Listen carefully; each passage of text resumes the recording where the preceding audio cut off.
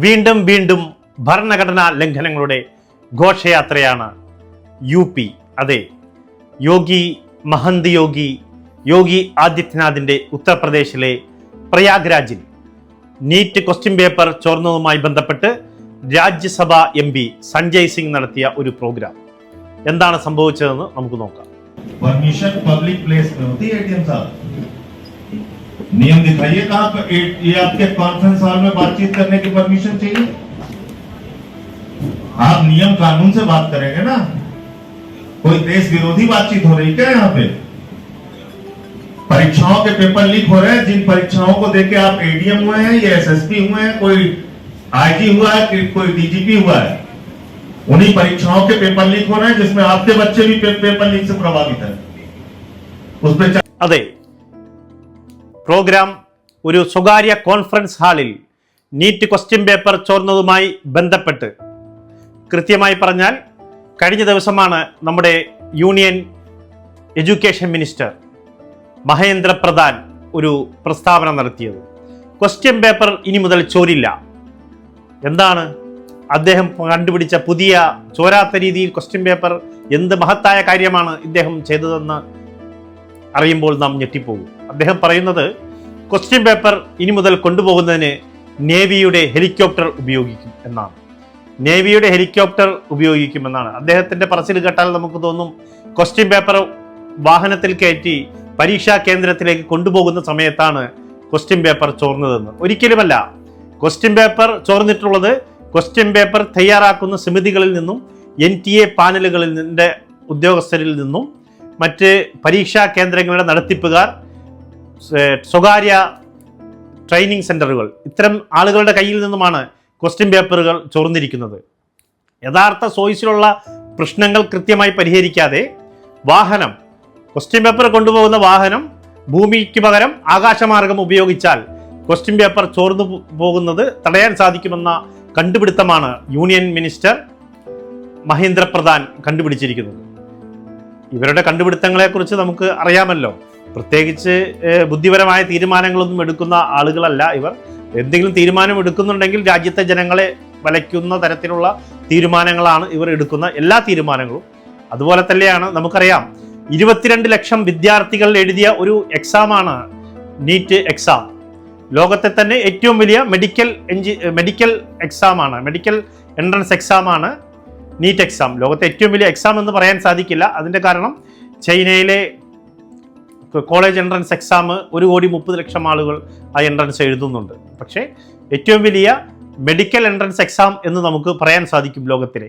അത്തരമൊരു എക്സാം 22 ലക്ഷം വിദ്യാർത്ഥികൾ, 147 കോടി ജനമുള്ള ഇന്ത്യ മഹാരാജ്യത്തെ 22 ലക്ഷം വിദ്യാർത്ഥികൾ അവരുടെ ഭാവിക്കായി എഴുതുന്ന ഒരു എക്സാം. അത് ഏകദേശം 1,20,000 സീറ്റുകൾക്ക് വേണ്ടി മത്സരിക്കുന്നത് 22 ലക്ഷം വിദ്യാർത്ഥികളാണ്. ഒരു സീറ്റിന് വേണ്ടിയിട്ട് 18 മുതൽ 20 വരെ വിദ്യാർത്ഥികൾ മത്സരിക്കുന്ന ഒരു എക്സാമിന്റെ ക്വസ്റ്റ്യൻ പേപ്പറാണ് അനുസൂതം വളരെ കൃത്യമായ ആസൂത്രണത്തോടെ വർഷങ്ങളായി ചോർത്തിക്കൊണ്ടിരുന്നത്.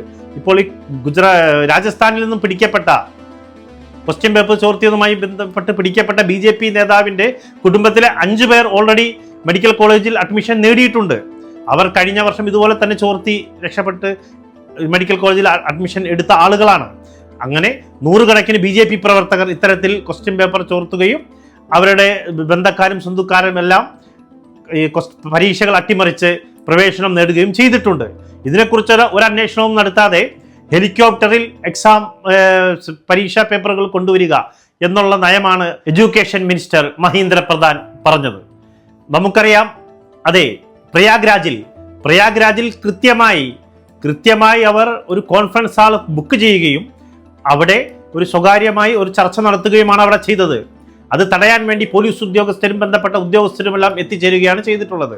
നമുക്കറിയാം, ഭരണഘടനയുടെ ആർട്ടിക്കിൾ 91A അഭിപ്രായ സ്വാതന്ത്ര്യവും ആശയപ്രകടനത്തിനുള്ള സ്വാതന്ത്ര്യവും ഓരോ പൗരനും വകവെച്ച് നൽകുന്നു. അതുപോലെ തന്നെ ഭരണഘടനയുടെ ആർട്ടിക്കിൾ 19(1)B നമുക്ക് സമാധാനപരമായി ഒത്തുകൂടാനുള്ള അവകാശവും പ്രദാനം ചെയ്യുന്നു.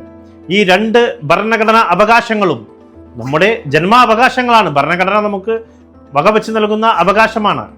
ജനാധിപത്യം എന്നാൽ ഒരു ഇലക്ഷൻ മാത്രമല്ല, ആ നാട്ടിലെ ജനങ്ങളുടെ വിമർശനങ്ങളും അവർക്ക് പറയാനുള്ള കാര്യങ്ങൾ കേൾക്കുകയും ചെയ്യുകയും അവർക്ക് ഭരണഘടന നൽകുന്ന എല്ലാ അവകാശങ്ങൾ വകവെച്ചു കൊടുക്കുകയും ചെയ്യുന്ന ഒരു അവസ്ഥയെയും ഒരു ക്രമീകരണത്തെയുമാണ് ജനാധിപത്യം എന്ന് പറയുന്നത്. അതല്ലാതെ ഒരു കൂട്ടം ഗുണ്ടകളുടെ ഒരു ഗുണ്ടായിസമല്ല ജനാധിപത്യം. കൃത്യമായി ഭരണഘടന വകവെച്ച് നൽകുന്ന അവകാശങ്ങൾ, ആ അവകാശത്തിനനുസരിച്ചുള്ള ഒരു പ്രോഗ്രാം തികച്ചും സ്വകാര്യമായി നടത്തുന്ന ഒരു നീറ്റ് ക്വസ്റ്റ്യൻ പേപ്പർ ചോർന്നതുമായി ബന്ധപ്പെട്ട് നടത്തിയ ഒരു ചർച്ചയാണ് UP-യിൽ യോഗി ആദിത്യനാഥിന്റെ ഉദ്യോഗസ്ഥരും പോലീസ് ഉദ്യോഗസ്ഥരും എല്ലാം ചേർന്ന് തടസ്സപ്പെടുത്താൻ നോക്കിയത്. അപ്പോൾ അവിടെ സഞ്ജയ് സിംഗ് ചോദിക്കുന്നുണ്ട് അവരോട്, നിങ്ങൾ ഇതുപോലെയുള്ള പരീക്ഷ എഴുതിയിട്ടല്ലേ ഈ സ്ഥാനങ്ങളിലെല്ലാം വന്നത്? ഇവിടുത്തെ DGP ഇത്തരത്തിലുള്ള പരീക്ഷകൾ എഴുതിയിട്ടല്ലേ ഈ സ്ഥാനങ്ങളിൽ വന്നത്? അതുപോലെ ഈ നാട്ടിലെ ഈ മക്കൾക്കും ഇതുപോലെ ഉന്നത സ്ഥാനങ്ങളിൽ വരണ്ടേ? നിങ്ങൾക്ക് മാത്രം വന്നാൽ മതിയോ എന്ന് സഞ്ജയ് സിംഗ് കൃത്യമായി അവരോട് ചോദിക്കുന്നുണ്ട്. തികച്ചും അദ്ദേഹം ചോദിച്ച ചോദ്യങ്ങൾക്ക് യാതൊരു മറുപടിയും നൽകാൻ സാധിക്കാതെ ഇളിഭ്യരായി യോഗി ആദിത്യനാഥിന്റെ ഉദ്യോഗസ്ഥർ തിരിച്ചു പോവുകയാണ് ചെയ്തത്. പക്ഷേ നാം മനസ്സിലാക്കേണ്ട ഒരു കാര്യം, ഒരു ജനാധിപത്യ ഇന്ത്യയിലാണ് ഇത്തരത്തിലുള്ള കാര്യങ്ങൾ അരങ്ങേറുന്നത് എന്നുള്ളതാണ്. UP-യിൽ എന്ത് ജനാധിപത്യമാണ് നടക്കുന്നത് എന്നുള്ളത് നമ്മളെ ആശ്ചര്യപ്പെടുത്തുകയാണ്.